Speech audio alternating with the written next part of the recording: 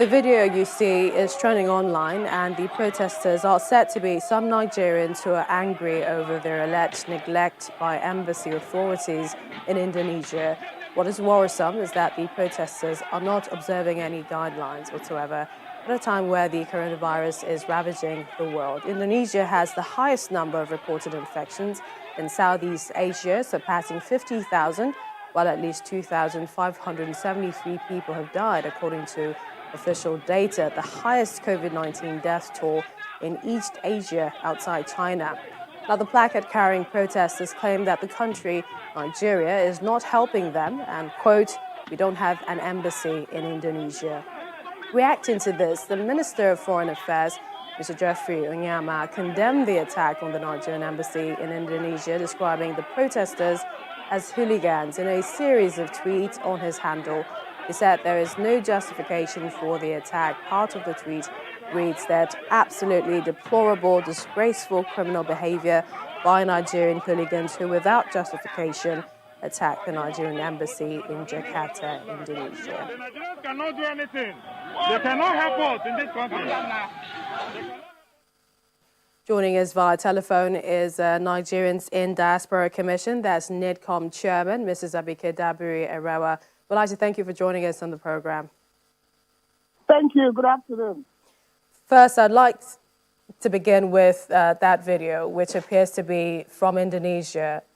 Is it confirmed that Nigeria's embassy, that is Nigeria's embassy in Jakarta, and that the protesters are Nigerians? Well, it has to do with the mission, so I'm sure the Minister of Foreign Affairs will address the issue appropriately. The Minister is on that particular issue. I only just saw it on social media, but the Minister will handle the issue of the mission appropriately because all those issues are under the Minister of Foreign Affairs directly. Said a number of things relating to that and saying that every effort will be made to identify who they are and that they will be severely punished. But I'd like to ask you, as a chairman of NIDCOM, if you've before today gotten fillers as to the treatment of Nigerians in Indonesia. No, none at all. That's why that video was a surprise. There was no, if complaints came from Nigerians in Indonesia to the NIDCOM, of course, we'll tackle it. But maybe they've had issues with the mission and we're talking to the minister. I don't know. But all I know is that in Indonesia, we have quite a number of people in prison for drugs. And, you know, in Indonesia, penalty for drugs is death. So that's the case we're dealing with, appealing to them not to kill them, but they said that is their law.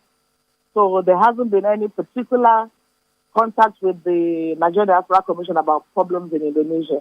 So the one or two we received had to do with drugs, that, you know, they shouldn't let them be killed. But Indonesia says that is our law. We kill drug traffickers depending on the quantity of drugs. So it come out. But I'm sure the Minister of Foreign Affairs will be on the matter. Maybe there has been issues with the mission, and I'm sure, like the Minister said, he will ensure they're all punished and dealt with. And that is not the way to behave anyway, no matter what.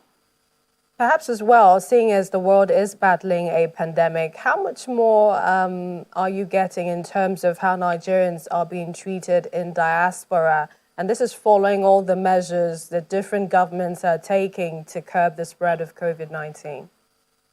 Yeah, we're in touch with Nigerians in diaspora in various parts of the world. You know, it's something that's ravaging the whole world, so no country is left out. But the key thing is for Nigerians in the diaspora to follow the rules as stipulated by the countries they're living in.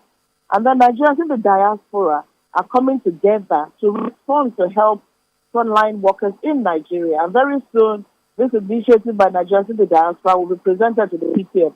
And I think that is very impressive that despite what they're going through, they're raising funds to support frontline workers here in Nigeria. That is very impressive. So, COVID-19 era, the key thing is obey the laws of the country, obey the rules and regulations put together.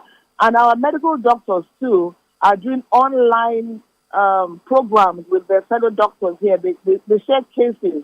It's not something you will see publicly, but they do share cases, share notes, and talk to one another on ways forward. So I'm impressed with what Nigerians in diaspora are doing. But the key thing is this is something ravaging the whole world. So we follow the rules and regulations as to the country where we're living. We've lost quite a number. We've lost almost about 40 Nigerians to COVID-19 in the diaspora. All right, that's really a very sad thing. But To quickly get your thoughts, South Africans came in, that's Nigerians living in South Africa, just yesterday, and we hope to see more Nigerians who are stranded in different parts of the world in the evacuation process. Oh, yes, absolutely. As I speak with you, we're expecting about 18 from France. And the France case is a chartered plane arranged by the mission through Total. And that will be the first time that, apart from those from Lebanon, who supported us, where they actually be coming in without paying anything. So thanks to Mrs. Modupe-Erele, our ambassador in France, about 18 passengers from Europe, some from Netherlands, Germany, Spain, got together.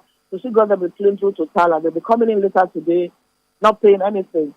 That, I think, is most commendable on her part. All right, we'd like to appreciate your time, Mrs. Abike Dabiri-Erewa, NETCOM Chairman. Thank you for joining us.